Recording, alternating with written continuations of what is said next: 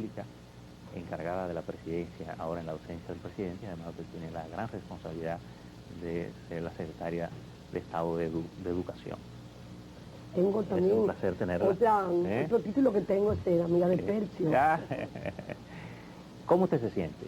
Usted está sentando un nuevo precedente, y usted parece que es una mujer de sentar precedentes. Bueno, por primera vez en la historia del país tiene. Es una coincidencia de que es un proceso, de que en este proceso social, casi, como te voy a decir, globalizado, con la necesidad de que la mujer sea parte de la producción, de que la otra mitad del mundo no descanse sobre una mitad, sino que los dos nos constituyamos en una maquinaria de trabajo, producción, ideas, pensamiento y responsabilidad en esta energía acumulada. En Santo Domingo también, el trabajo que han hecho las mujeres, su incorporación a la comunicación, a la banca, al trabajo, a la agricultura, a la obligación de ser mujer siempre en circunstancias muy difíciles, llega en un momento en que por circunstancias, como diría Arnold Toynbee, por una constante arbitraria de la historia, yo estoy colocada en una posición en la que todo ese impulso, a veces sin merecérmelo, me llega. Y ciertamente yo pienso que lo hago con responsabilidad, sabiendo que no es milagros, sino que es un proceso que le pertenece a la mujer dominicana. E intento hacerlo de la manera en que no se sienta mal cada una de las mujeres que en este caso yo estoy representando. Ahora que usted tiene el país, bueno, usted está frente al país por la ausencia del presidente, ¿pesa demasiado la realidad dominicana o pesa para un hombre, pesa para un hombre y para una mujer?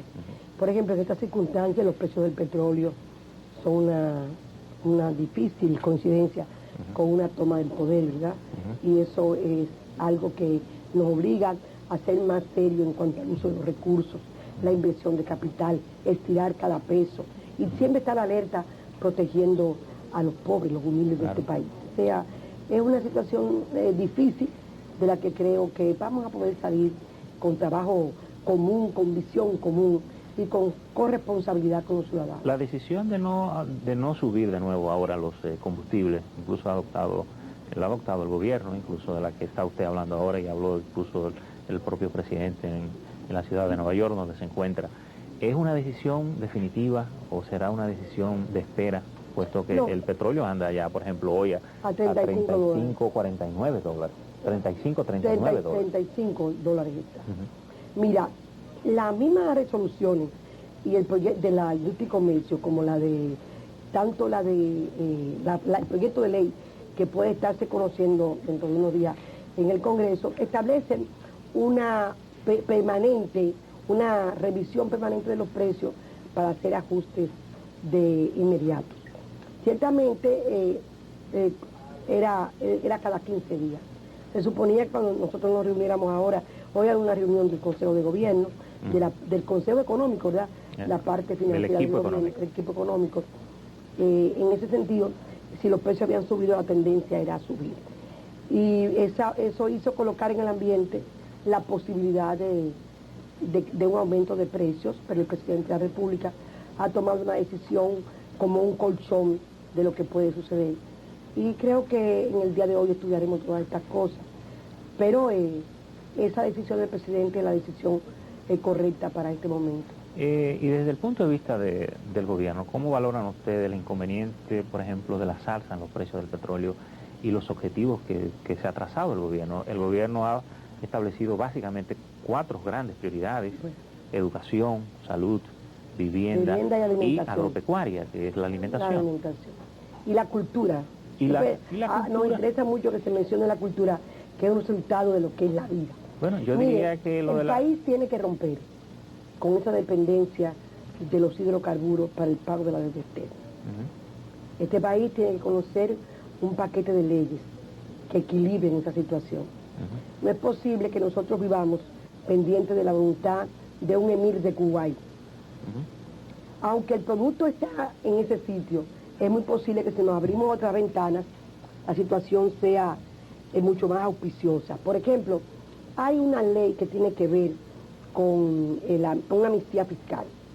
Nosotros creemos que esa ley es importante. Nosotros tenemos también que ver en la parte en una reforma de todo lo que tiene que ver con el sistema impositivo dominicano, con una visión de desarrollo, con una visión de crecimiento y también con una visión importante en buscar salidas que no sean más dependientes de nuestra capacidad de ahorro. Nosotros tenemos que ir de cualquier manera, don Percio, a una política minera. A una política minera. Ese consejo minero que el presidente Mejía ha constituido, ha creado, tiene que estar rápidamente estudiando políticas mineras que nos hagan encontrar en esa área, en esos miles de onzas, millones de onzas de oro que pueda haber enterrada en el país y que las hay, buscándole como una especie de colchón.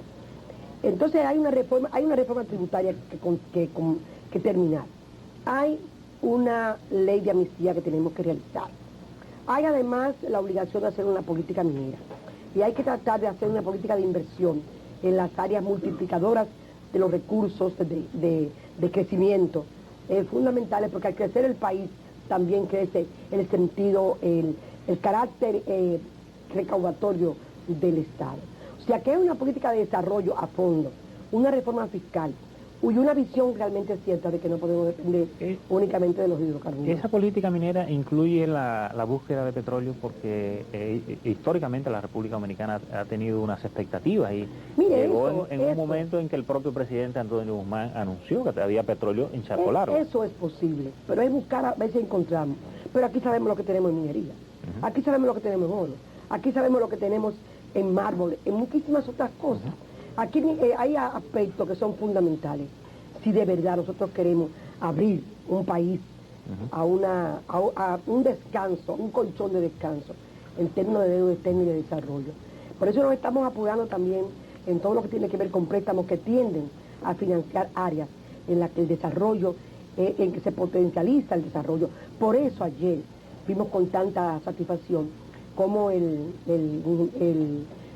secretario de Estado, el secretario técnico de la presidencia, igualmente don Fernando Mangual, hacían al país el anuncio de que retomábamos la regionalización como un carácter, como polo de desarrollo de las diferentes áreas en que se compone el país.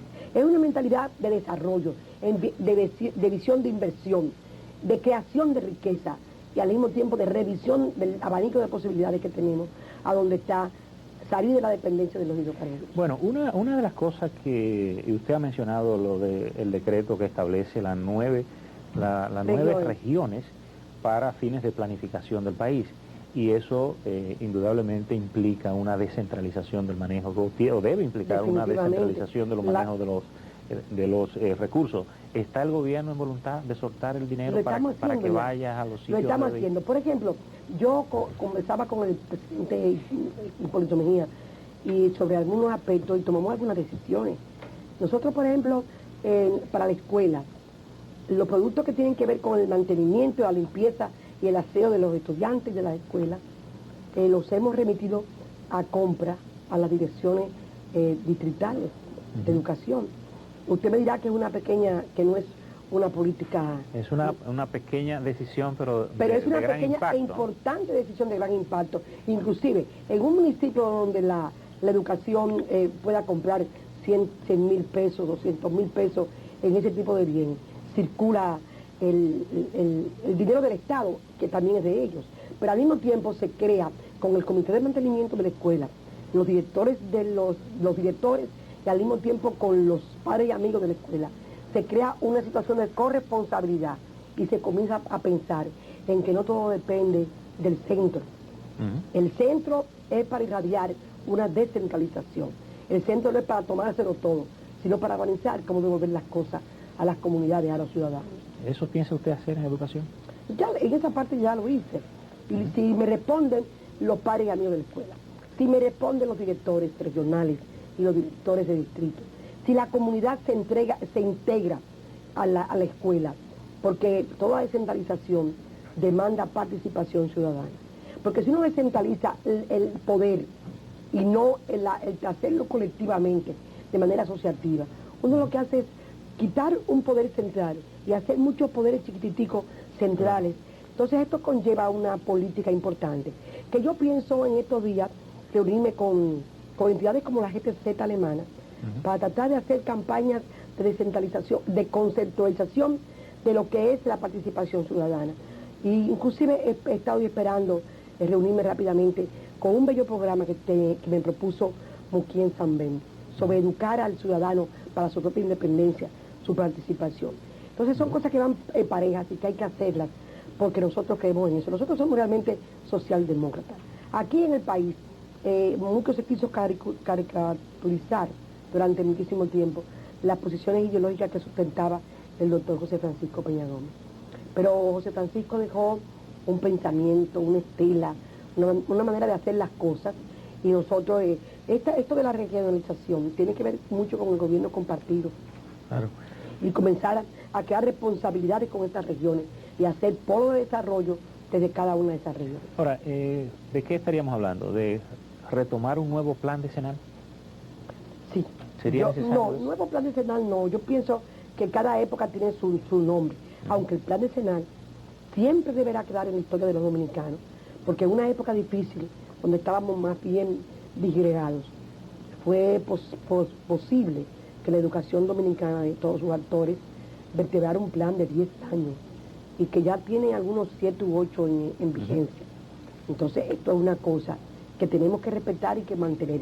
Nosotros hemos obtenido, había una evaluación de medio tiempo del plan nacional que casi apenas circulado, pero que está ahí, y nosotros desde el principio buscamos ayuda en la AIDE con mucha aceptación del embajador Maná para tener aquí unos técnicos especializados en estudios o análisis, medidas de planes aplicados en diferentes áreas de la vida social, sobre todo en la educación, y están aquí, es un señor, lo dirige un equipo, un técnico apellido Sanguinetti, y ellos están evaluando el plan nacional sin que yo sepa de qué es, con quién se mueven, para que con esta entrega de esa evaluación y la que ya teníamos, volver a juntar los actores de la educación, los diferentes actores, y comenzar a reelaborar entre todos un nuevo plan de desarrollo de la educación dominicana hacia los próximos 10 años. Pero, y esa es lo que estamos buscando. Pero en cualquier caso sería hacer un plan a largo plazo o a mediano plazo. No, a largo plazo. En la educación no hay planes a corto plazo. A corto plazo. Ni hay planes con la sociedad dividida en torno a la educación. Fíjense que yo soy muy moderada. Yo no ando buscando enfrentamientos, sino buscando dónde nos podemos unir los amigos. La única cosa que yo pienso es que a veces me siento un poco tentada de complacer a dos PLDistas, porque tengo mucha amistad, a don Melanio Paredes y a Camacho. Ellos están diciendo que yo estoy cancelando maestros, y yo a veces me siento tentada, que no los quiero quedar a ellos mal. O sea, a mí me da la tentación de decir, Dios mío, dos muchachos tan simpáticos, ¿cómo no comienzo yo a cancelar maestros para que ellos estén justificados? Y entonces, mira, me tengo que estudiar muchísimo. Ahora, hay una decisión que usted adoptó en ese sentido, dejando sin efecto todas las designaciones que fueron ejecutadas desde el 17 de mayo hasta el 16 de agosto, que salió el próximo gobierno. ¿Qué cantidad de personas implicó eso? Fue una cantidad de... Es una decisión de nosotros del gobierno. Hubo muchas designaciones, es una decisión gubernamental en todos los aspectos. Nos hemos encontrado con una cantidad de designaciones en los últimos momentos. Y la educación tiene una implicación mucho más trascendente. A veces le dan el calificativo de técnico docente. Y tú sabes que cuando se entra en la carrera docente, hay una protección especial que da la 6697 y un reglamento sobre estatuto docente, y además está la ley que tiene que ver con la creación de la carrera administrativa. Entonces nosotros tenemos que revisar a quiénes de esa gente se les dio esa categoría. Y hay que distinguir mucho lo que es un técnico administrativo, que es un técnico docente, y que bajo qué sistema se declaró técnico administrativo, porque yo tengo que gobernar con la gente con la que tengo confianza. A ningún gobernante se le puede negar un espacio de dirección, ni siquiera en los Estados Unidos se le niega un espacio de dirección a donde puede ejercer sus propias ideas. Por ejemplo, mire don Pecio, hablábamos de descentralización. Yo soy descentralizadora. El PRD es descentralizador, porque tiene además una estructura de masa partidaria que lo obliga a ser abierto. Mientras que la otra organización, el PLD, que nosotros hemos sustituido, es centralizado, es un partido que vota por organismo. Yo, cuando me dicen que doña Ligia fue centralizadora, que es una de las cosas que más común se dicen de ella misma lo admite, que se dice sobre ella, no que ella es centralizadora, ella dice que no, pero es debido a la naturaleza propia de la organización política que estaba en el poder. ¿Cómo puedo yo, con ese criterio centralizador del partido por organismo, teniendo esa base política de participación ciudadana que somos los PRDistas, esa capacidad de penetrarnos en los problemas de la comunidad e interpretar las comunidades?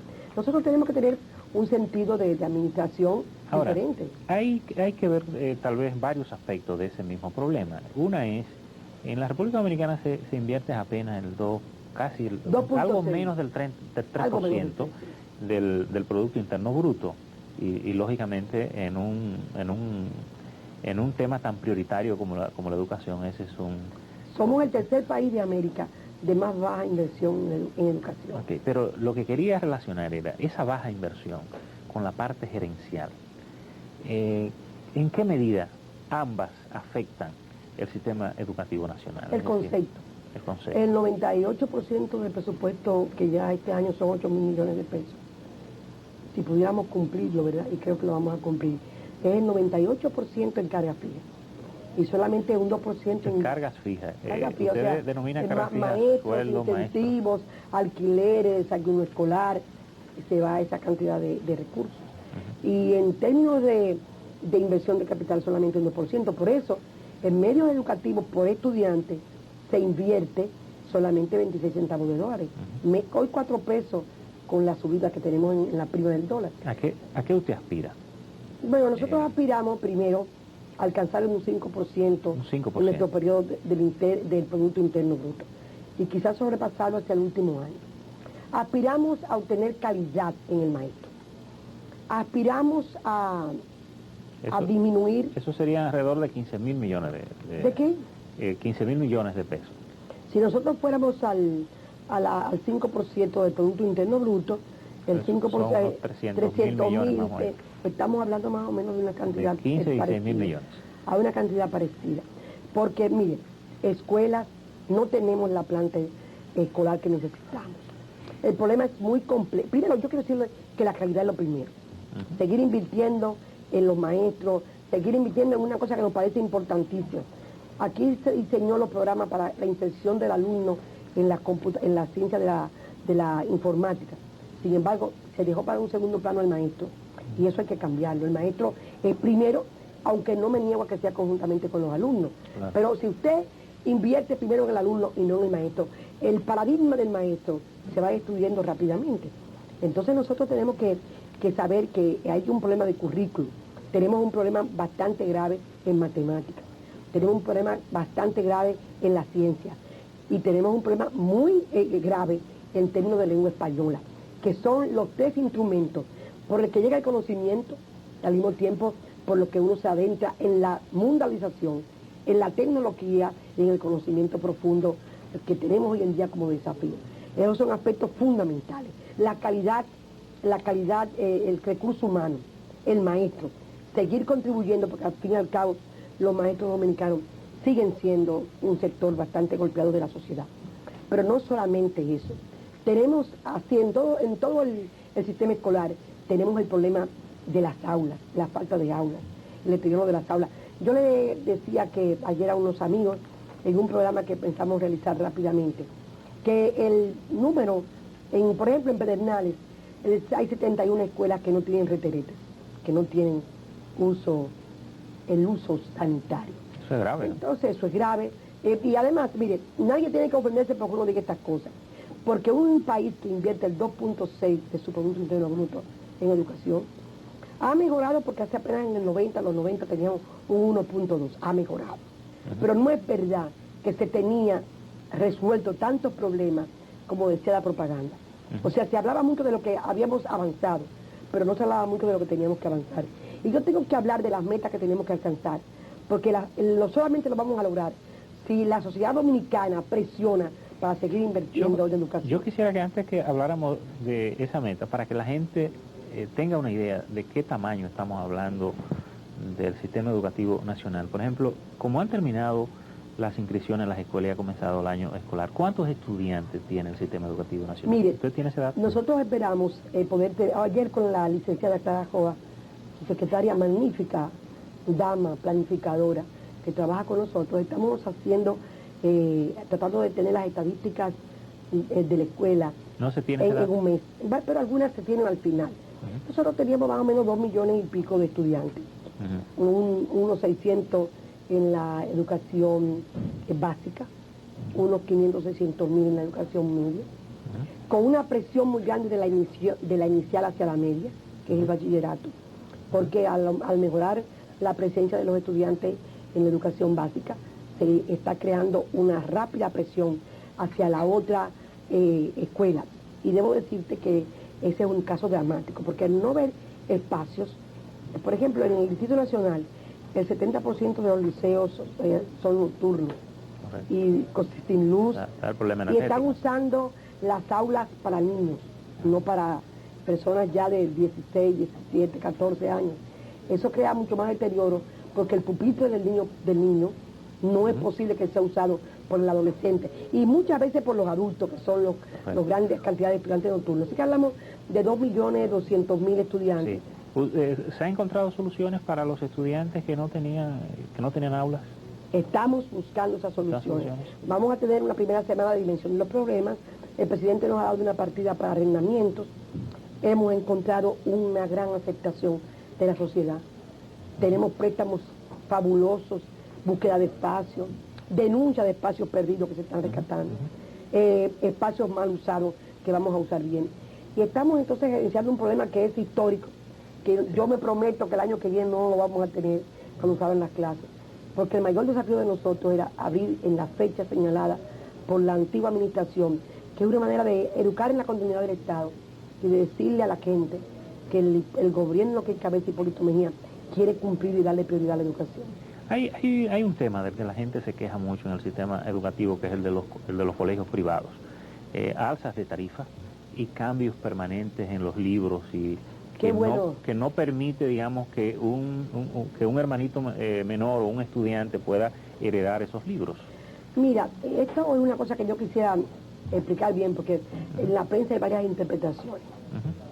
La tarifa de los colegios va a depender de la calidad de la educación pública. Si hay una buena educación pública, el problema de la tarifa en los colegios disminuye casi en un 80%. Te pongo un ejemplo: el apoyo a las escuelas, el apadrinamiento que ha hecho la Falconbrid en Bonao a la escuela pública, dirigido por una joven llamada Arelis Rodríguez. Repito su nombre, porque en este país debe haber muchas Arelis Rodríguez. Que trabaja en Falconbrid, ha hecho la posible, fundación de Falconbrid. De Falconbrid. Ha hecho que los colegios privados de Bonao estén limitados, estén decreciendo, mientras que la escuela pública tenga un crecimiento excepcional. Eso en primer lugar. El problema es de calidad, que el Estado le responda a la ciudadanía en términos de educación de calidad, porque no es aula, es educación de calidad. Segunda cosa, hay en este momento una ley en el Senado depositada. La última cosa que yo hice como senadora fue hacer una vista pública con esa ley. Yo soy partidaria de la categorización de los colegios, que fue una propuesta que hizo esta muchacha María Amalia Hernández, creo que de Educa, y no se ha cristalizado eso, porque hay que cobrar de acuerdo con los servicios que se dan. No es igual que pueda haber en un patio una escuelita a que haya una escuela del otro lado del río, llena de computadoras, de eficiencia, laboratorios, de maestros bien pagos y de maestros bien formados, y que los padres tengan necesidad de mandarlo a cogerlo a uno a otro. Yo creo que la categorización y la salida para este caso, no creo que la educación... fijar en consecuencia una tarifa en función de acuerdo con las categorías y el servicio. Estamos en una época, ahí la educación hoy en día, desgraciadamente, se ha convertido también en una gran empresa. Lo que hay que crear es una conciencia de que es una empresa que tiene que ver con una cosa fundamental, que es la educación de un pueblo. Entonces es un área donde hay que exigir el servicio que se pretende cobrar, y de alguna manera El Estado tiene que categorizar. Pero solamente habrá solución a ese problema cuando haya el sentido de inserción. Ningún estudiante que llegue a una escuela encuentre que no hay un sitio para él. Y que la calidad del maestro y la calidad de la escuela de servicio esté ahí como una garantía. Pero eso necesita también que todos los padres de este país, los abuelos, entendamos que el maestro necesita la ayuda de la familia, que la educación es el hogar, es la escuela, es la sociedad en su conjunto. Entonces, con esta integración vamos a lograr vencer un precio que depende mucho de nuestro sentido de responsabilidad con la educación dominicana. Bien, voy a pedir su anuencia para irme a una pausa y dentro de algunos segundos voy a estar de vuelta con la doctora Milagros Ortiz Bosch, quien es vicepresidenta de la República, secretaria de Estado de Educación y además encargada en este momento de la presidencia de la República.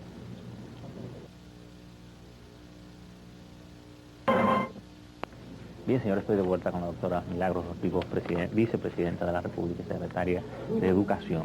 Doctora, hay otros aspectos del sentido cotidiano con la que usted tendrá que bregar. El desayuno escolar. Ustedes han insistido mucho en que se va a dar el desayuno escolar con elementos nacionales. Tengo entendido que se estaba dando 1.200.000 raciones y de entrada ustedes lo quieren subir a 1.500.000 No, raciones. primero tenemos que sincerizar lo que tenemos, porque la supervisión era mala. La supervisión era mala. Muy mala. Yo te pongo un ejemplo, eso lo pongo yo donde quiera porque me encanta repetir conceptos. Okay. Si el primer día de clase yo le asigné a una escuela 500 raciones, primer día de clase, este país es conocido por su deserción escolar. Yo no puedo entregar 500 el último día de clase. Porque se supone que un grupo hay una de estudiantes deserción. Entonces, yo encuentro que en la supervisión, por ejemplo, se presentaban las facturas directas. Hoy estamos nosotros tratando de pagar una parte del desayuno escolar. ¿Y qué pasa? Tenemos que llamar a toda la gente que nos represente su factura, porque la factura la traían los clientes, los servidores del proceso, y una copia se quedaba, no volvía una copia en las escuelas. Entonces nosotros tenemos que dar supervisión, porque hay dos estudios, auditorías hechas por la Cámara de Cuentas, en las que se detectan algunos problemas del desayuno escolar. Para mí lo más importante no es los escándalos, o los pequeños defectos, los grandes defectos, sino las grandes soluciones. Sino crear un sistema que funcione. Hay que crear estamos en eso está un equipo creando un sistema de control. Y entonces nosotros vamos a salir, tenemos que esperar quizás la semana que viene para comenzar a distribuirlo, para tener la plantilla, la distribución exacta de lo que puede estar pasando con estas inscripciones en las escuelas. Y siempre ha sido así sistemáticamente. Y nosotros sí que vamos a la innovación. Vamos a la innovación en un proceso, porque aquí hay que mantener la calidad, el sentido sensorial. Aquello del mangú con huevo es un concepto para referirlo a los elementos nacionales, o va a ser una realidad. Va a ser una realidad. Porque en muchas partes no será posible. Pero hay que ver, estos son los conceptos que nosotros queremos explicar, y es a lo que se refiere el presidente de la República, se ha referido, y es que tiene que servir de apoyo a la producción nacional. Hay una política de precio que hay que mantener. Por ejemplo, son 3 millones de huevos que se producen diario. Si tú consigues cada cuantos días adquirir 1.200.000 huevos, tú estás haciendo una cosa fundamental, que es sirviéndole de apoyo a una producción que necesita una política de precio. A veces, a mí el gobernador de Moca, que lo quiero muchísimo, don Filito, óyeme, me contaba que estaban vendiendo los plátanos a 25 centavos y a 30 centavos en Moca, mientras aquí lo estábamos comprando unos 50. Si hay en la provincia de Payá un sector que puede usar esa demanda para hacer un consumo interno que garantice un uso adecuado y una nivelación de precios. Porque el Estado es un conjunto de cosas. Claro. Si usted va a gerenciar un proceso, tiene que tratar de vertebrar los elementos de ese proceso que puedan ayudar. Porque si tenemos que ampliarla, y estamos comenzando como que dice con el desayuno escolar, tenemos que ampliarla. ¿Por qué siempre leche? Si hay épocas que las chinas dominicanas, la naranja, se están perdiendo en el suelo. ¿Por qué no hacer del jugo de toronja, o del jugo de lechosa, o del jugo de piña, de vez en cuando alternado, garantizando a las compañías su propio beneficio, un juego de precios que nos permitan mantener un producto en la calle. ¿Por qué no? La industria cárnica. Está el guineo también. Pero víveres, auyama, yuca, papa en Constanza. Desayunarse con papa para los estudiantes durante la cosecha debe ser una cosa realmente elemental. Yo creo que hay un poco de duda, la gente está un poco escéptico, pero yo le aseguro al país que dentro de poco tiempo vamos a comenzar a ver en un proceso de cambio y de modificación, vamos a ver esta cosa. Y déjame decirte una cosa. A nosotros se nos acercan personas que nos dicen, nombre y apellido en la mano, manténme mi asignación de pan o de bizcocho. Y yo me pregunto, yo le pregunto de una vez, y yo no sabía dónde, ¿y tú fabricas pan? Le digo, yo no sabía que tú tenías panadería. No, yo tengo una asignación que coloco en el mercado. Me reúno con los servidores reales del pan y del bizcocho. Y ellos me dicen, nosotros lo que tenemos son asignaciones que consiguen de terceros. Y esas asignaciones conllevan un 20% o un 15% de esa asignación. No, el costo está fijo, o sea, por debajo. ¿Qué significa eso? Baja de calidad para los niños. ¿Qué significa de eso? Disminución de beneficio del que realmente está trabajando. Es el que hace el trabajo. Entonces, ahí hay cosas que nosotros tenemos que ver, sin negar que es un procedimiento que es necesario para la escuela dominicana, sin negar y seguir reafirmando que queremos que se constituya en un elemento de apoyo a la producción nacional, y sin negar que queremos que vaya realmente a los productores reales de estos productos, vaya a sus manos sin tener que perder lo que es la comisión de un negocio de este tipo. Al final, cuando usted termine, o cuando el gobierno termine en estos 4 años, ¿cuál es el balance que usted desea que tenga el país en el sistema educativo nacional? Y ahí tal vez podemos entrar a hablar de los planes que tiene el gobierno y particularmente usted que está al frente de esa cartera. Si no dé el horario.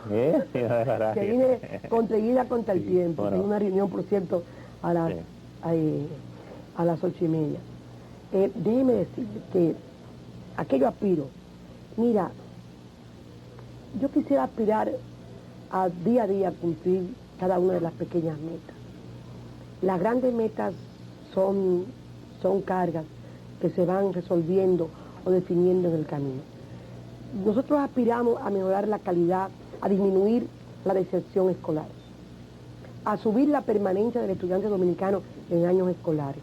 El promedio que tenemos es de 4 años en la escuela de los estudiantes dominicanos, y así no tenemos estudiantes de un país globalizado y de un país moderno. La modernidad comienza, estoy diciéndole mucho a la gente que la vía más segura para salir de la pobreza es la educación. Mientras menos años en la escuela tenga un ciudadano, peores salarios va a tener y va a mantenerse en la pobreza. Cuando un ciudadano pasa de más de 4 años hasta 8, alcanza niveles de satisfacción promedio que nos sacan un poco de la pobreza extrema. Pero solamente un ciudadano va a alcanzar bienestar cuando pase en la educación de 10 años hacia adelante. ¿A qué aspiramos nosotros?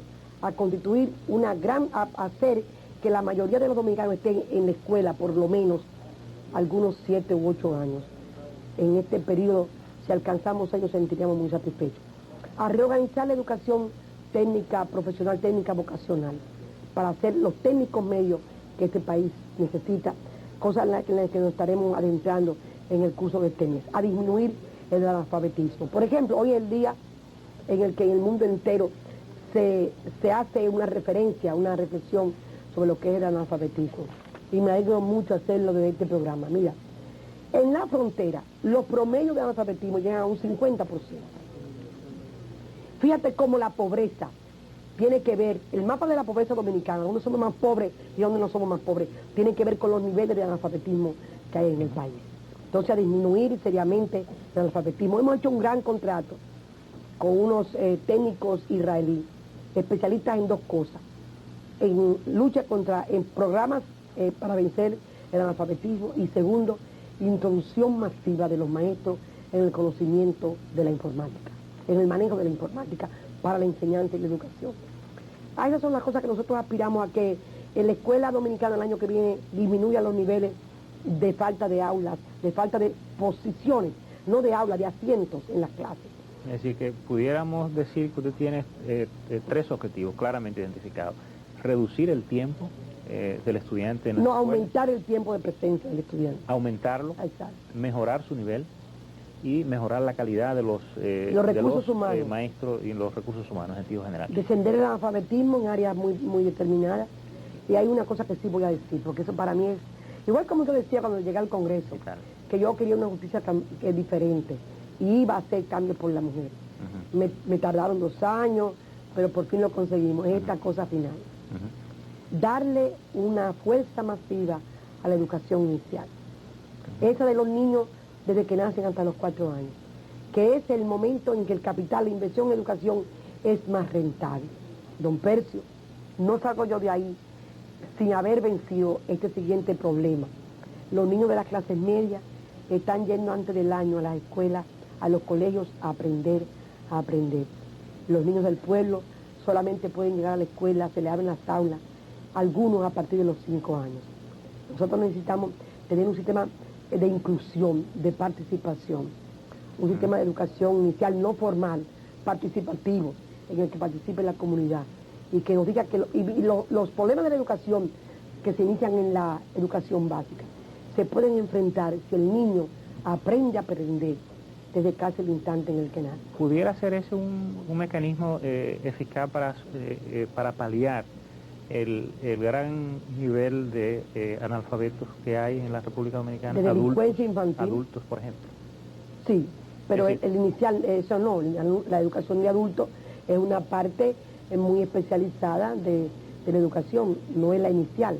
La inicial es para los niños. Pero digo yo, un sistema parecido de educación informal que venza en gran medida la resistencia de un adulto. Y que la gente aprenda a leer y a escribir mientras se entrena para un trabajo. Exacto. Porque cuando se enseña solamente a leer y a escribir, sin una visión de continuidad, la persona comienza a ser un analfabeto funcional. Y en ese sentido eso hay que vencer. Yo sé que usted tiene que ir. Tiene una reunión ahora, pero quisiera que no se vaya. Por cierto, el primer encuentro de un comité, de una comisión nacional que ha creado el presidente para la innovación del desayuno escolar. El desayuno escolar que se va a tocar hoy, pero tenemos varias llamadas del público y yo quisiera que usted le tuviera la amabilidad de responderle a alguna de ellas porque algunas de ellas tienen que ver con decisiones recientes que usted ha adoptado. Ayer usted suspendía a 2 directores de escuela porque estaban cobrando la inscripción a los niños a pesar de que las instrucciones eran otras. Y tenemos una llamada desde Loyola, en Herrera, que dice que la escuela Antonio Guzmán, de la Prolongación México, eso es de Bayona, están cobrando 100 pesos por la inscripción de los alumnos. Bueno, toda escuela que esté cobrando inscripción, si me traen, yo le pido que por favor, que entreguen, que nos los anuncien. No vamos a permitir ninguna desobediencia de una línea que tiene que ver con la pobreza del pueblo dominicano y con una disposición de la Secretaría de Educación que tiene que ser respetada. Lo que es eso también. Y que he sabido de 3 casos, que si lo compruebo hoy también los voy a suspender, de niños que han llegado a inscribirse con sus padres y le dicen no, nada más inscribimos 35 niños por aula. Hay que inscribirlo a todos y nosotros en educación buscarle una solución en el más breve tiempo. No se puede dejar además eso dice la dimensión de las faltas que tenemos o de las cosas que tenemos que cubrir rápidamente dentro del sistema educativo. Ese es un indicativo realmente de la necesidad de revalorizar o de cambiar o de mejorar el sistema educativo dominicano. Entonces son 2 cosas que están totalmente prohibidas. No inscribir a un niño porque se haya llegado a un tope. Nosotros vamos a ir a resolver ese problema tan pronto podamos. Nos estamos preparando para resolverlo de manera general. Y en segundo lugar, cobrarle inscripción en las escuelas. Cobrarle la inscripción. Desde Elías Piña, en Comendador, nos preguntan que qué van a hacer con los profesores cancelados allí. No sé si usted tiene alguna ¿Cancelados? Dicen ellos. Bueno, hay profesores, yo no conozco que ya, en este periodo yo no he cancelado ningún profesor, y mucho menos que tenga que ver con Elías Piña y Comendador, nada de eso, de verdad. Ha habido cambios de autoridades, pero ningún maestro ha sido cancelado por no haber sido designado. Ahora, en una dirección. hay un caso extraño que está llamando, hay una señora que está llamando desde ayer al programa y ha vuelto a llamar al observar su presencia aquí. Esto es en la provincia de Independencia. Ella dice que los profesores o algunos profesores han estado recibiendo cartas de cancelaciones de miembros de la comunidad. No, la Entonces, comunidad, una situación irregular. la comunidad en la ley en educación, la única persona que está autorizada, o la única institución que está autorizada para hacer cambios es la Secretaría de Educación. Y de mis manos no ha salido ninguna cancelación a ningún maestro en ninguna parte del país. ¿Qué va a pasar con las pruebas nacionales? Bueno, estamos casi al punto de comenzar a aplicar estas que fueron diferidas. Las pruebas nacionales, por el huracán. hay que hacer una... No, por el huracán no, porque no estaban tirados las pruebas, porque no había un sistema de control, tuvimos que parar esa segunda etapa.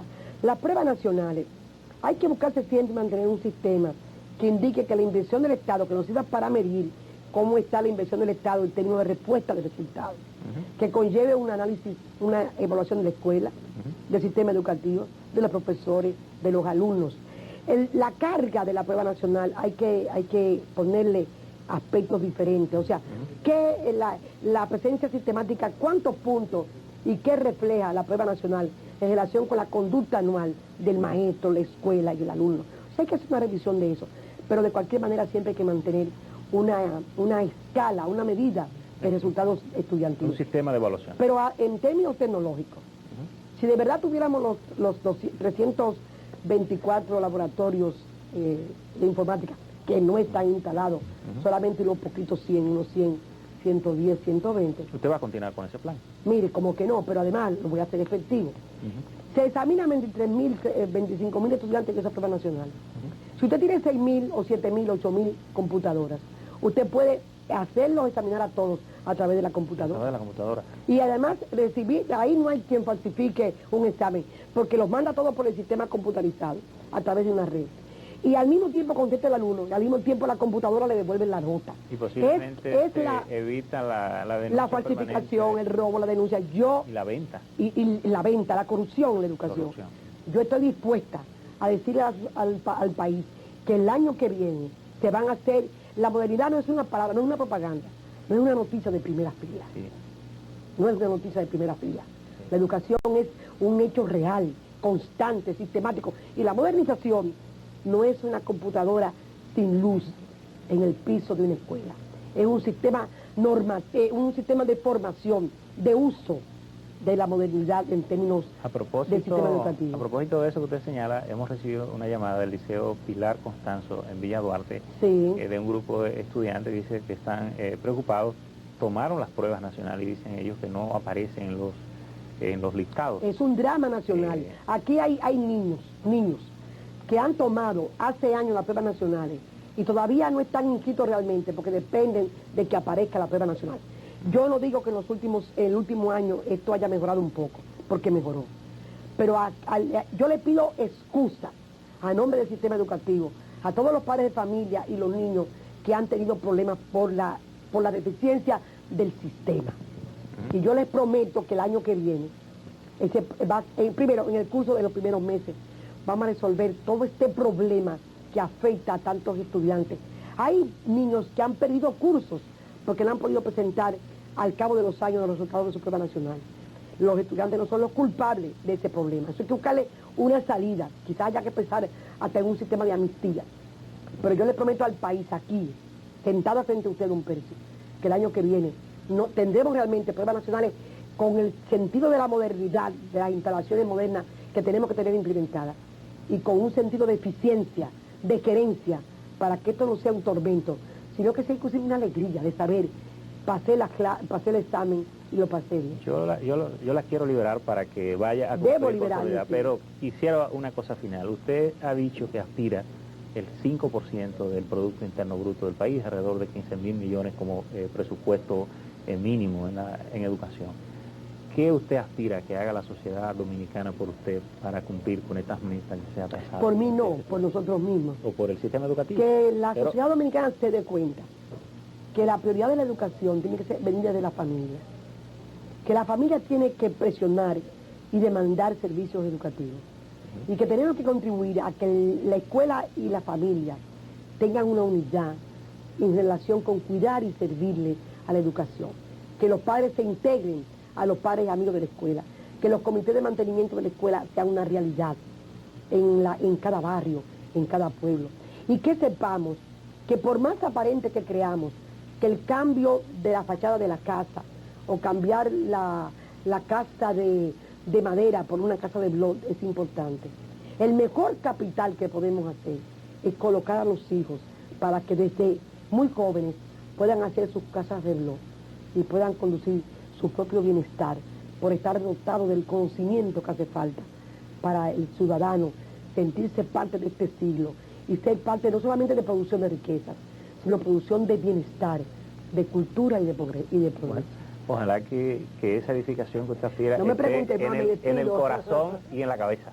Bien, señores, he tenido el gratísimo placer de estar acompañado en el programa especial de hoy de la doctora Milagros Ortiz Bosch, quien es la vicepresidenta de la República, secretaria de Estado de Educación y además quien tiene la responsabilidad de estar frente a la presidencia de la República por la ausencia del presidente.